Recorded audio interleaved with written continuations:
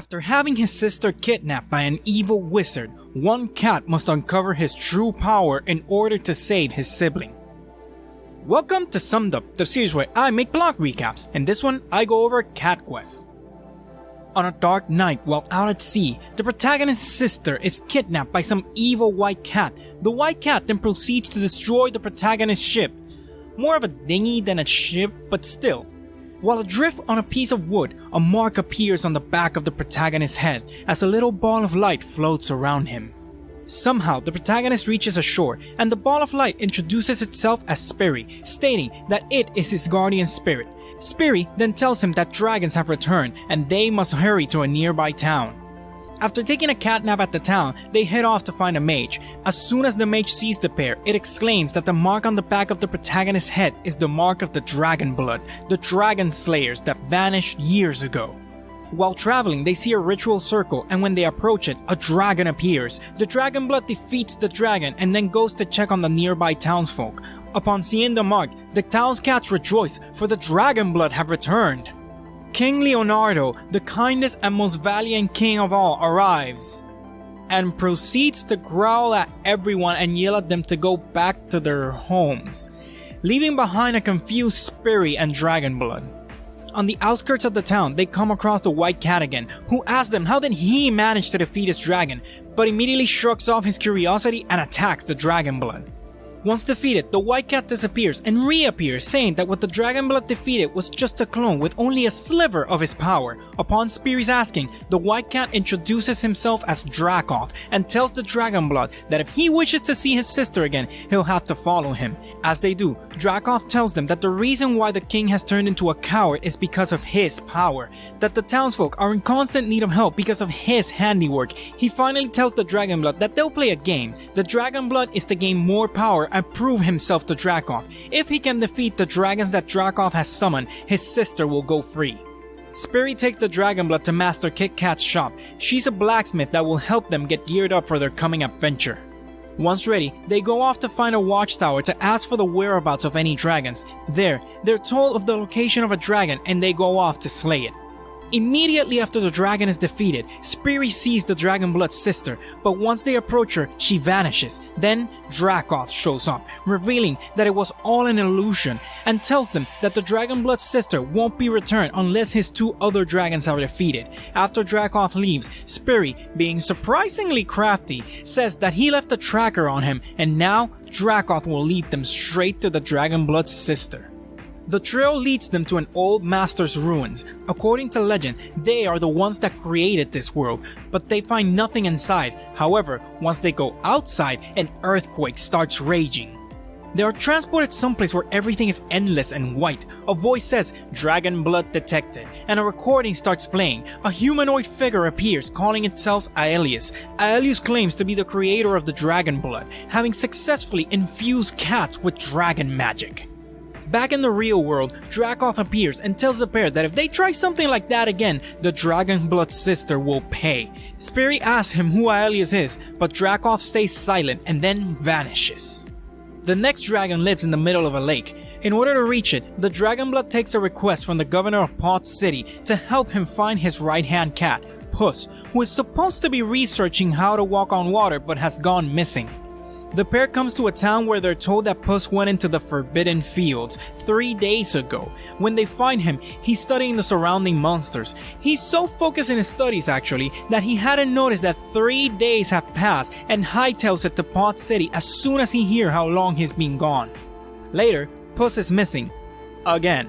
But this time, the governor tells them that it's because rogue mages are hunting him down because they learned of his water walking experiments and they want to preserve the sanctity of magic or something. Around the outskirts of the town, they find one of the rogue mages, fight and chase it down. The mage tells them that all they wanted to do was keep the lighthouse crystal pure because Puss is using it for his experiments. The crystal is a magical object and should never be used for science, the mage exclaims, but runs off after Spiri tells him to scram. With the mages off his back, Puss is able to complete the aptly named Walk on Water potion and hands over a dose to the Dragonblood. Now, with the ability to literally walk on water, he goes forth and defeats the dragon. Right after that, they go to a watchtower and ask for the whereabouts of the last dragon and are told that it's hiding behind some mountains and they won't be able to reach it unless they can fly. A little on the nose, but okay. On their search for finding out how to fly, they come across a talking bush that claims to have memories of flight and being more than just a bush. It asks them to look for something that it lost that will help it regain its memories. Real specific. In a nearby cave, they find a strange gem. They take it in hopes that it's what the bush is looking for.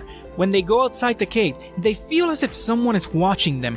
When they hand over the gem, its memory starts to come back and it tells them to come find it later when it remembers everything. When they find the bush again, it asks them to power up the gem they gave him with the giant tree in a nearby city. They do so and suddenly, they are transported to some place where everything is endless and red. Humanoid figures are talking, just like before, saying that they need their flight. It's the only magic they lack. That they've captured one of them in a powerful magical tree and can extract the magic out of it. The magic crystallizes as a gem and a deafening roar is heard. What sounds like a fight breaks out and the humanoid figures start disappearing one by one. The last one tells their attacker that without its flight, they'll make sure it's trapped there forever. And then, our heroic pair is back in the real world, wondering if the tree was trying to show them something. Whatever just happened, it worked. The gem is powered up. On their way to the talking bush, a mage appears and snatches the gem from them. They chase it down, but it escapes. When they find it, the mage states that they kill dragons. They don't deserve something made from them, that the gem belongs to the dragon worshippers clan. After defeating the mage, they get the gem back to the bush, and when they do, they see a vision of a dragon. The bush says that it remembers all of the pain, loss, and suffering. It starts to tell our heroic pair a tale of how dragons came to the world long ago, and the old masters begged them to teach them their magic. The dragons kindly share their magic, and the old masters promised to help the dragons if they ever needed it. But when the dragons returned to find refuge in this world, a war broke out between them and the old masters, and the Dragonblood were created to slay the dragons, but one has been trapped inside a bush for centuries. The bush then transforms back into its true dragon form and attacks the Dragonblood. After it has been defeated, the gem remains behind, and with it, our hero now has the power of flight. Once the last dragon is defeated, they hear the voice of Dracoth in their heads, telling them to find him where it all began. When they reach the shore, the Dragonblood's sister is there, but as soon as they approach, she disappears and Dracoth is there. They fight, but it was just clones of him. Dracoth laughs, saying that it's good that he's more powerful than he was before. Now, if he wants his sister back, he must meet him at the Frozen Paw. In order to get stronger before facing Dracoth, Sperry and the Dragonblood meet with an older spirit, Grandpa. He takes them to the head of an old statue and tells them that it's one of the old masters. They and the Dragonblood used to live hand in hand. They go with Grandpa to some old ruins and he tells them that once they clear it of monsters, they will find the answers they seek. When they do, they are transported again to the Endless White Plain and a recording plays. The humanoid figure says that the Dragon War ended, but the problem of Aelius remains. The Dragonblood have grown too powerful and Aelius refuses to seal them away. The other figures concur. They believe he's trying to take the throne. In reply, they will open the Zero Dimension. They clear some other ruins and a vision comes to them. In this one, Dracoth speaks to the Dragonblood. Master Aelius has been betrayed, he tells them. He's been sealed in the Zero Dimension. The Dragonblood asks how they can save him and Dracoth replies that they need power. A lot of power. Grandpa says that was the last recording, and now they know that Dracoth is Dragonblood. He gives them some dragon shards and tells them to take them to Kit Kat so she can make a special weapon for them. Kit Kat hands them a powerful sword so they can save the Dragonblood's sister. Finally, they go to the Frozen Paw and find Dracoth. He tells them that she's all theirs and the Dragonblood's sister appears, but as soon as they approach, she disappears. In her stead, Dracoth's dragons appear. The three that the Dragonblood had slain now come at him all at once.